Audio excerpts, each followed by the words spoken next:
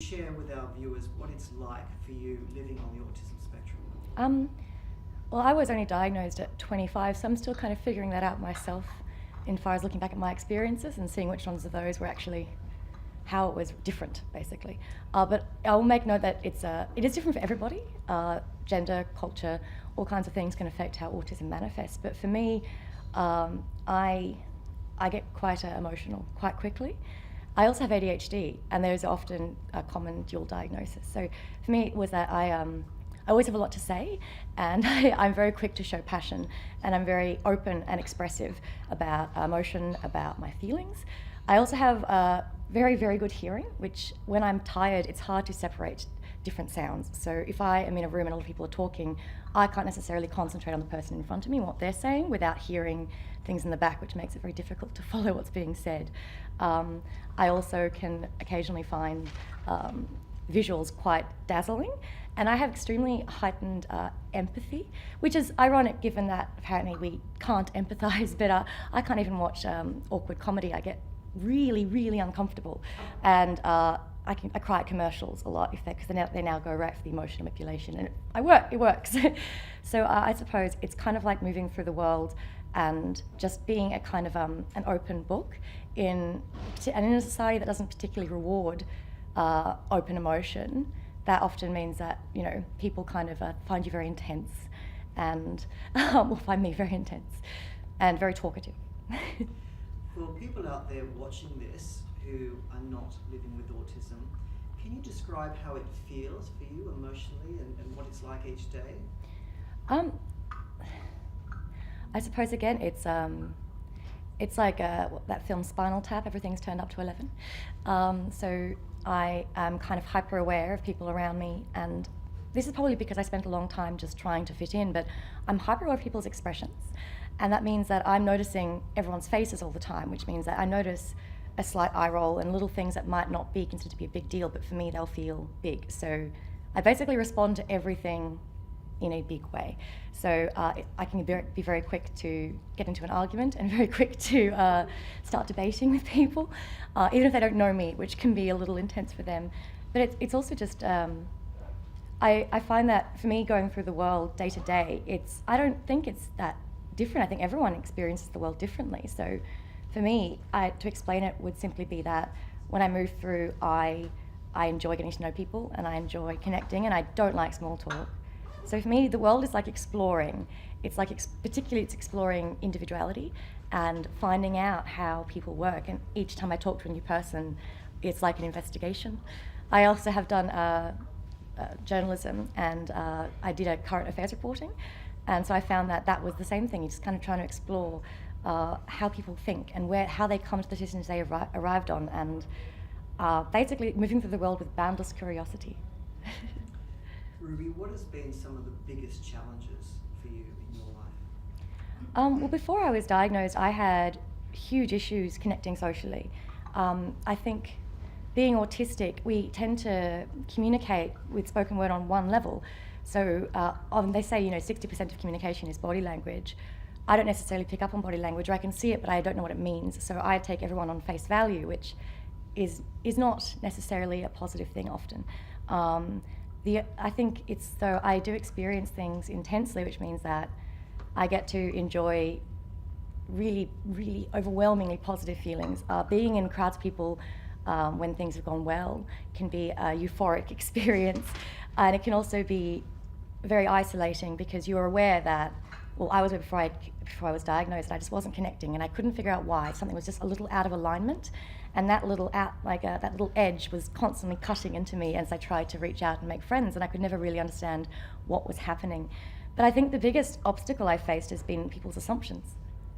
People have an idea of what autism is, and they might not even be aware of how it is affecting how they judge me, or other people on the spectrum. I think a study actually once showed that if people read written work and they didn't know the writer was autistic, they were much more positive about it than if they found out that person was autistic for the exact same piece of writing. So I have to go through the world knowing that if I disclose that I'm autistic, people will instantly start to look at my flaws in ways they might not have beforehand, as opposed to appreciating what I'm good at. And what has been some of the wonderful or positive things?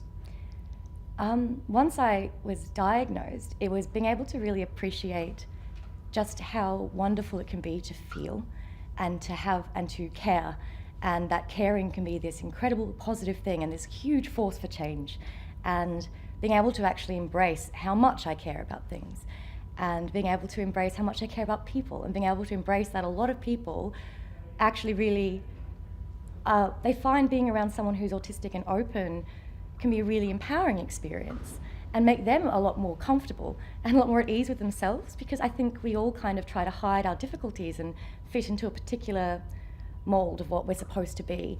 And when you meet someone who is very happy to not do that, it allows everyone on any area, whether they're neurodiverse or neurotypical, to actually just be able to feel a little more comfortable and in their own skin. And I really enjoy seeing that in people. The Prime Minister is probably watching this tonight. What would you like to say to him? Close the refugee camps. Also, but sticking on the autism thing, I think a lot of the challenges I have faced are due to the fact that we do not, as a society and as a country, celebrate diversity. We are very quick to find scapegoats. We're very quick to blame problems on whichever small group is unable to defend themselves, whether it's due to sexuality or race or gender. And I think as long as we continue with that kind of culture, we're never going to move forward and we're never going to achieve what we could, because unless every person, when they're born, is able to access and achieve everything they're capable of without barriers that are outside of their control, we're not going to get anywhere. As long as we continue to listen to one kind of voice and one kind of person, we'll continue to run into the same problems. We'll continue to see our climate start to spiral out of control. We'll continue to see growing inequality. We'll continue to see greed rewarded. We'll continue to see discompassion, the opposite of compassion, rewarded. And we'll continue to see fear as a tactic rewarded. And I think if the Prime Minister is listening, I hope he can understand that until we are able to find a way to move past the fears we have of other and accept that we do have issues to face when it comes to discrimination, and that discrimination does not have to be overt, racist or homophobic or sexist comments. It can just be biases. Until we're willing to challenge those biases without feeling like we're being personally attacked and have to defend ourselves, we're never going to achieve our potential. And we have so much potential. And Ruby, what would you say to the thousands of people out there watching this who are living with autism, but not sitting in this chair right now? Your strengths are always going to be difficult to accept if you've been told that you shouldn't, but being autistic is not something to be ashamed of or something to run away from. It's something that you can learn and should learn to embrace, because we are all able to find the things that we care about, and we are very good at caring about things, and we should be able to. And anything that stops you, it's not your fault, and there's nothing wrong with you, and you're not broken, and there are so many people who are going to be so excited to meet you and to help you get into the chairs. Thank you. Ruby, finally, is there anything else that you would like to say?